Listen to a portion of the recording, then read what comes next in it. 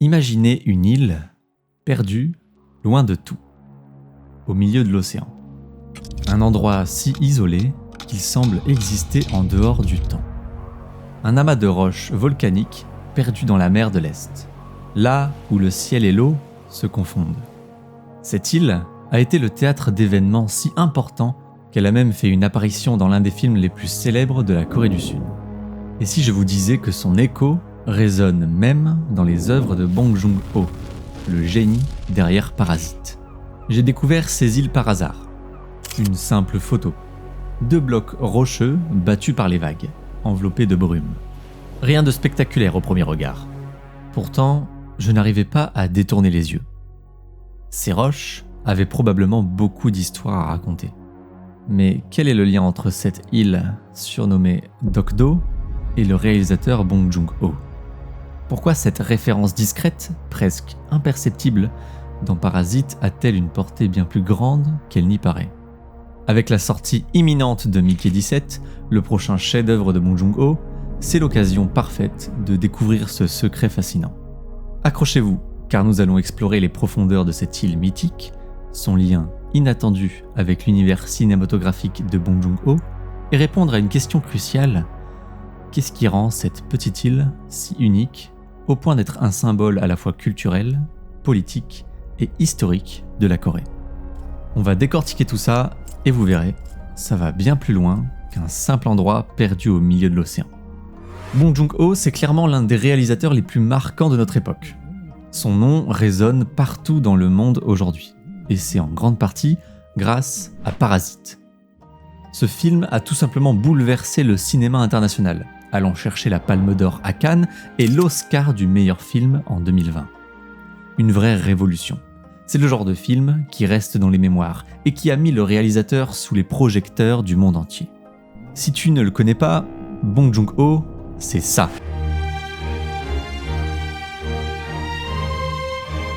Bong Joon-ho, c'est aussi un maître dans l'art de provoquer, de faire réagir. Il n'hésite pas à soulever des questions profondes sur la société dans ses films.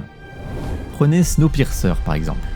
Ce train, qui traverse un monde apocalyptique, devient en quelque sorte une satire du monde social. Chaque wagon représente une classe sociale différente et chacun se bat pour grimper, pour changer de wagon, pour améliorer sa condition. C'est une réflexion très percutante sur les inégalités, sur ce que l'on est prêt à sacrifier pour un peu de pouvoir ou de confort. C'est exactement ça, Bong Joon-ho. Il ne fait pas juste du cinéma, il provoque des réflexions qui vont bien au-delà de l'écran. Pour ce qui est de Parasite, Bong Joon-ho dépeint de manière nuancée les interactions entre une famille pauvre et une famille riche, mettant en lumière les failles et les complexités de chaque camp. Bong Joon-ho ne glorifie ni les riches ni les pauvres.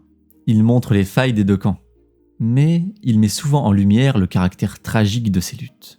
Cette approche équilibrée confère au film une profondeur émotionnelle reflétant la réalité complexe des luttes de classe. Il n'est clairement pas pour l'un ni pour l'autre dans ses films, et aussi dans la réalité. Prenez Okja par exemple. Le film a été produit par Netflix, ce qui a apporté un nouveau scandale pour lui, car ce fut l'un des premiers films Netflix à être présenté au Festival de Cannes.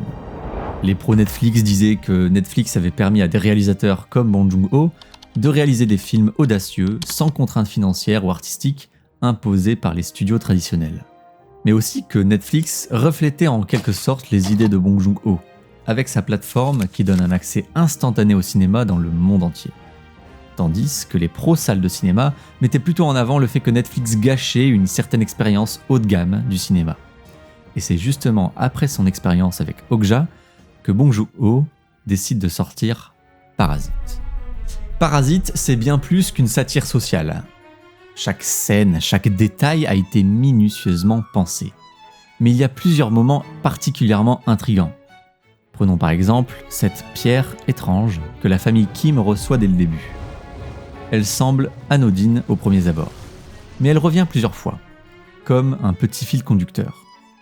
Et au-delà de ça, il y a un autre élément dans Parasite qui m'a vraiment intrigué. Un aspect du film qui se déploie d'une manière subtile mais marquante. Il y a une scène dans le film qui reste gravée dans les mémoires, celle où les personnages chantent une mélodie qu'on appelle souvent le Jessica Jingle. C'est un moment vraiment marquant, On voit la fille et le fils, les deux personnages principaux, qui, avec une certaine légèreté, récitent en chanson leur plan pour s'infiltrer dans la famille Park. 제시카 외동딸 일리노이 시카고 과선배는 김치모 그는 이사촌. Mais ce qui est fascinant, c'est que derrière ces gestes répétitifs se cache une tromperie bien plus complexe. Ce chant léger devient en réalité l'outil d'une manipulation subtile. Grâce à cette chanson, ils se souviennent de leur plan et peuvent le mettre en œuvre. Mais en réalité, derrière cette chanson s'en cache une autre, nommée Dokdo is our land, ou Dokdo est notre île. 제시카 외동딸 일리노이 시카고. 외로운 섬 하나 새들의 고향 그 누가 아무리 자기네 땅이라고 우겨도 독도는 우리 땅. Dokdo is our land est une chanson sud-coréenne emblématique, souvent utilisée pour affirmer la souveraineté de la Corée du Sud sur les îles Dokdo, appelées Takeshima au Japon. C'est un groupe d'îles situées dans la mer du Japon, ou plutôt dans la mer de l'Est, selon les Coréens. Ces îles font l'objet d'un conflit territorial entre la Corée du Sud et le Japon depuis des décennies. Mais pour les Sud-Coréens, il n'y a aucun doute. Dokdo est leur île. Pour les Coréens, Dokdo est un symbole de résistance. Une façon de dire « nous existons, nous ne serons plus jamais effacés ».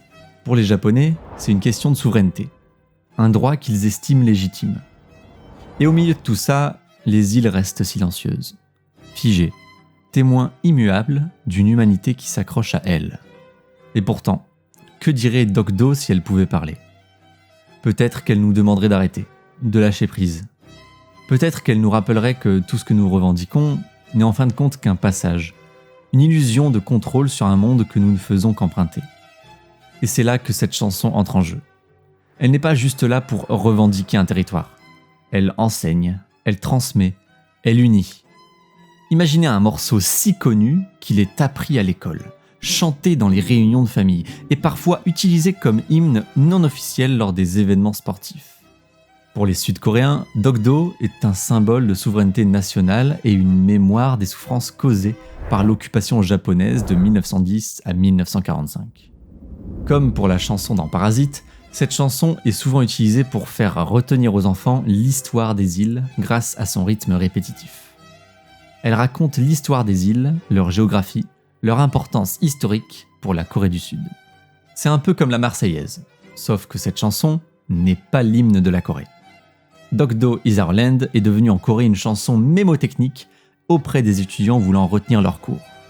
Si le Jessica Jingle est une clé pour déverrouiller la confiance des riches, Dokdo is our land est la clé pour verrouiller l'île et la garder sous son contrôle. Les deux, à leur manière, sont des outils. L'un pour conquérir, l'autre pour résister. Imaginez un instant ces supporters de football coréens qui, lors d'un match contre le Japon, chantent Dokdo is our land pour encourager leur équipe. Ou encore ces athlètes fiers brandissant des pancartes sur lesquelles on peut lire « Dokdo est notre île ». Cela peut sembler anodin, mais derrière ces gestes, il y a un héritage de tensions historiques qui ne cesse de ressurgir entre eux. Voici un exemple totalement aléatoire qui démontre bien cette histoire. En 1696, Han Yongbok, après avoir été témoin de plusieurs tentatives de pêcheurs japonais de s'emparer des îles, décide de prendre les choses en main. Lors de ses voyages de pêche autour de Dokdo, il entre en contact avec des marins japonais. Et dans une rencontre marquante, il est capturé et emmené au Japon. Pendant son emprisonnement, Han Yongbok refuse de céder à l'argument japonais qui tente de revendiquer les îles comme étant sous leur contrôle. Après sa libération, il ne s'est pas contenté de se taire. Il est retourné en Corée, bien décidé à faire entendre sa voix et la faire éclater. Il expose la situation de façon très claire.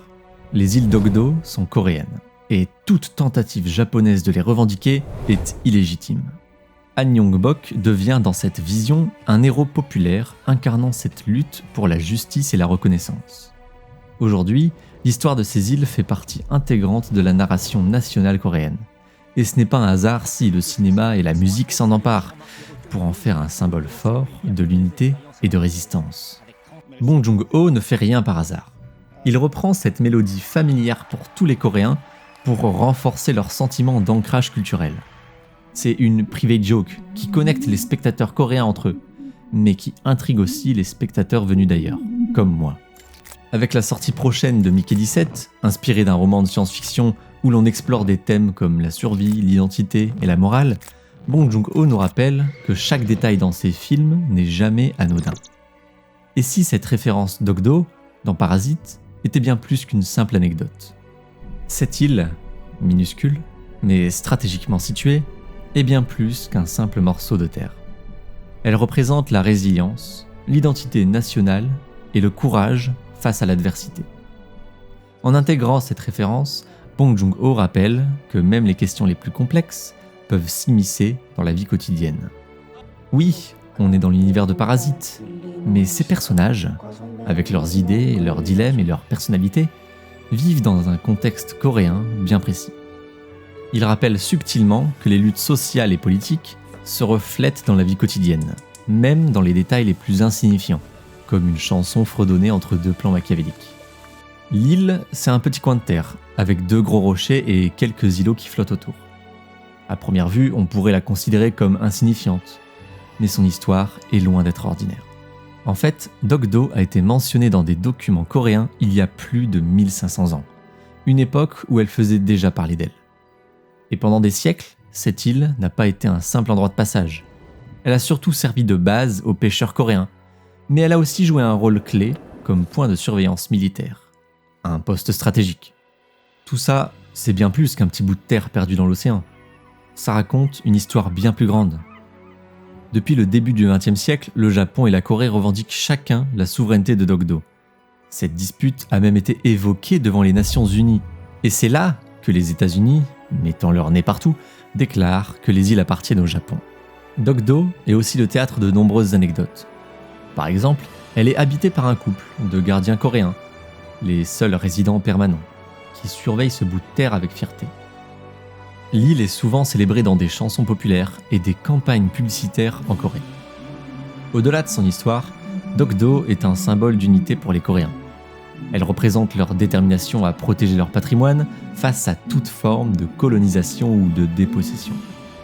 Des timbres à son effigie sont vendus, les traités de paix signés sont ignorés ou mal compris, comme si les générations passées sans vraiment arriver à s'entendre sur ce point. Et pour couronner le tout, chaque pays a son propre jour pour célébrer l'île. En plus du couple, les seules personnes qui passent sur l'île sont les 40 policiers coréens et les gardiens du phare. Sans oublier les compagnons à plumes et à nageoires, qui partagent cet endroit avec une étrange tranquillité, loin des conflits qui font rage autour de cette petite île. Avec Mickey 17, il est clair que Bong Joon-ho continue de nous émerveiller avec ses histoires où chaque détail a une signification. Dokdo Island, bien qu'éloigné des projecteurs, nous rappelle que les symboles les plus puissants sont souvent cachés dans les recoins de l'histoire et de la culture. La prochaine fois que vous verrez une carte, cherchez ces îles minuscules. Peut-être que vous ne les trouverez même pas, mais dans leur absence, elles vous parleront. Et vous, après avoir découvert cette histoire, verrez-vous les films de Bong Joon-ho différemment ?